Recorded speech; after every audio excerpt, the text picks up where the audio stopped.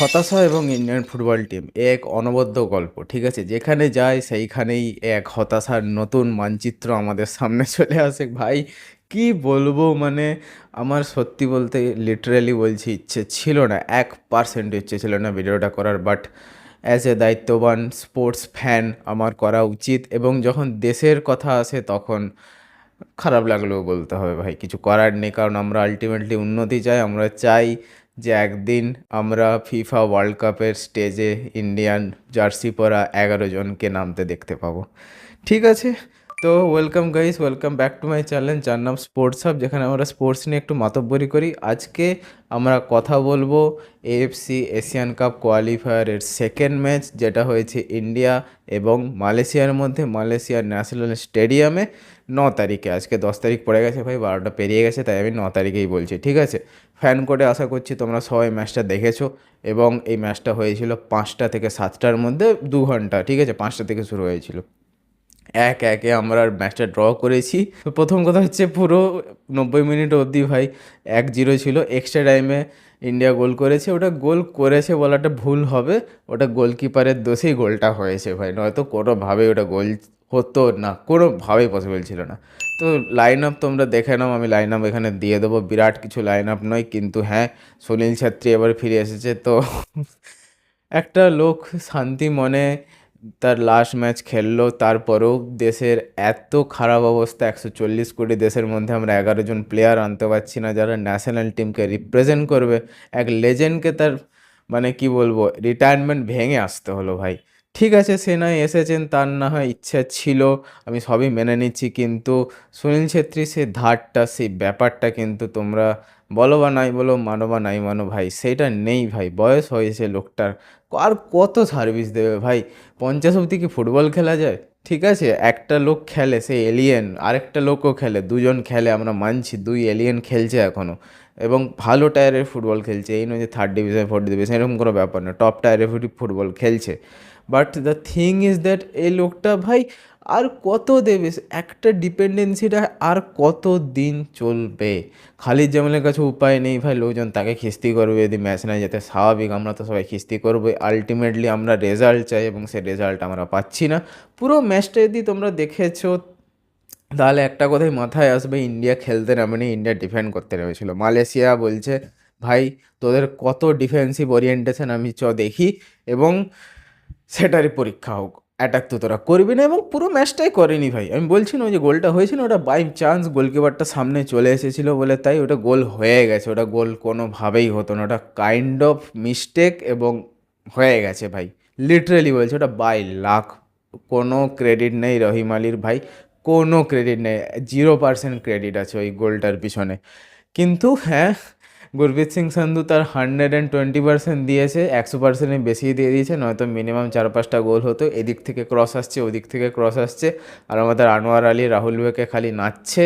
এই চলছে ভাই, মিডফিল্ডে না কোনো কাজ হচ্ছে, ফরওয়ার্ড না ডিবক্সে ঢুকতে পারছে, না ডিফেন্স ঠিক করে ওরিয়েন্টেশন হচ্ছে, মাঝে মধ্যে এদিক ওদিক করে কোনোভাবে ঠেকনা দিচ্ছিল ভাই, বিশ্বাস কর ঠেকনা দিচ্ছে, পুরো ম্যাচটা ইন্ডিয়া ঠেকনা দিয়েছে। আই মিন, আমার মানে কোনো ভাষা নেই যে আমি এটাকে বলবো টেকনিক্যাল এরর, এই এরর, এইখানে এটা হলে ভালো হতো ভাই। এই জন্যেই না ইন্ডিয়ান ফুটবলের কেউ সাপোর্টার নেই ভাই। You have to do something out of the box to grab the attention of people. তোমাকে কিছু করে দেখাতে হবে ভাই। 1983-তে ইন্ডিয়া ওয়ার্ল্ড কাপ জিতেছিল বলেই তার 16 বছর পরে ইন্ডিয়াতে ক্রিকেটের বুম এসেছে। The highest, the peak range of Indian cricket was 1999। সে 16 বছর আগে, ঠিক আছে, 1983-তে সে ওয়ার্ল্ড কাপ জিতেছিল। তো আমি আগের ভিডিওতে একবার বলেছি, ওই যে পিকে ব্যানার্জি যদি সেই টটেনহাম হটস্পায়ারের গেটটা খুলে দিত সেই সময়, যদি সে চলে যেত ভাই, আই থিঙ্ক এখন ইন্ডিয়ান ফুটবল একটা অন্য জায়গায় যেত। কারণ ভাই একজনকে উঠে আসতেই হবে, যে ইউরোপিয়ান লিগ খেলবে, যে চ্যাম্পিয়ন্স লিগ খেলবে, top English team, top Italian team, এরকম কোনো ক্লাবে লম্বা খেলবে। এই নয় যে একটা সিজন খেললো, ওয়ান সিজন ওয়ান্ডারের মতো ভাই, লম্বা সিজন 5 বছর 6 বছর 10 বছর এরকম খেলবে, মানে ক্লাব চেঞ্জ করবে, বাট মানে টপ টায়ার ফুটবল টিমে খেলবে। Bayern Munich, Chelsea, Real Madrid, Barcelona Real Madrid একটু বেশি টপ নচ হয়ে গেল, বাকি টিমগুলো মোটামুটি আমাদের Liverpool, Man U, Man City তো আরও বড়। তো যাই হোক, মোটামুটি বুঝতে পারলেই হলো, তোমরা আশা করি বুঝতে পেরে গেছো যে টপ টায়ারের ফুটবল যদি কেউ লং টাইমের জন্য খেলে এবং সে যদি তার দেশপ্রেম বা তার দেশের প্রতি দায়িত্ব কর্তব্য তখন মনে থাকে, টাকাতে অন্ধ না হয়ে যায়, সে যদি দেশে ফিরে একটা জেনারেশনকে তৈরি করে, তবে গিয়ে আমরা ইউরোপিয়ান ফুটবলের সাথে কম্পিট করতে পারবো। ভাই ইউরোপিয়ান ফুটবল বাদ দে, আগে এশিয়া কাপ একবার জিতা হোক, জিতা তো দূরের কথা, ফাইনাল খেলুক সে অস্ট্রেলিয়ার এগেনস্টে, জাপানের এগেনস্টে, সাউথ কোরিয়ার এগেনস্টে, ঠিক আছে। ঘুরে ফিরে তো এই 3-4টা টিমই আছে, Australia, Japan, south Korea, Iran, এই 4টে এশিয়ার টপ টিম, ঠিক আছে আমি মনে করি। এবার এদিক ওদিক টিম আছে, বাট এই 4টে team was the biggest team, যারা মোটামুটি সব ওয়ার্ল্ড কাপ খেলেছে এবং রাউন্ড অফ 16 সেমিফাইনাল অবধি গেছে। তো এদের কাছে বড় ম্যাচ খেলার এক্সপিরিয়েন্স আছে। একদিনে হবে না ভাই, তুই যদি ভেবে নিস যে চুটকি মারবো রাত বেরোতে এআইএফএফ চেঞ্জ হয়ে যাবে, সকাল থেকে 21টা সুনীল ছেত্রী আমার ক্যাম্পে আসবো, ওরকম হয় না ভাই, ঠিক আছে।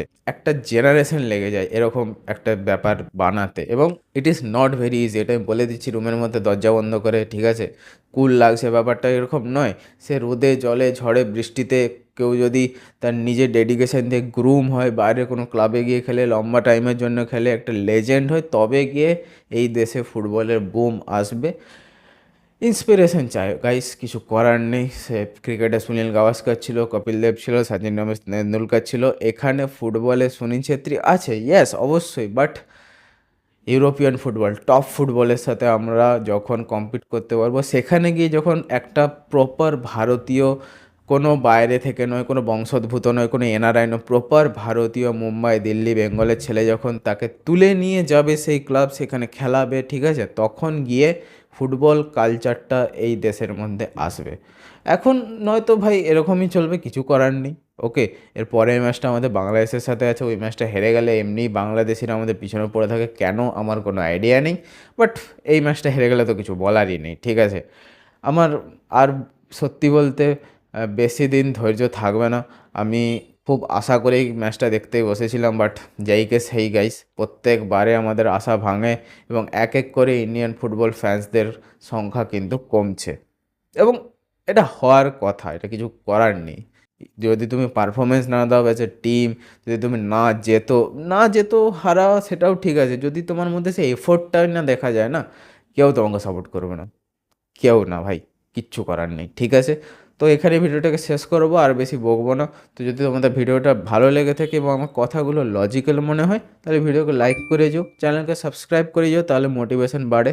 এবং আমি আমার সমস্ত রকম অ্যাকাউন্টে, মানে ফেসবুক, ইনস্টাগ্রাম, সবেতেই আমি আস্তে আস্তে কন্টেন্ট দেওয়া শুরু করেছি। এবার আমার সমস্ত কন্টেন্ট তোমরা স্পোর্টস হাবের ফেসবুক পেজে এবং স্পোর্টস হাবের ইনস্টাগ্রাম পেজে দুটোতেই দেখতে পেয়ে যাবে, ঠিক আছে।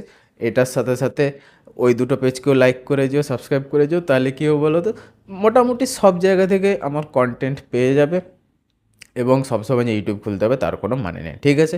আমি তাড়াতাড়ি এসেছি এডিট করে, ততক্ষণের জন্য জয় হিন্দ, জয় বাংলা।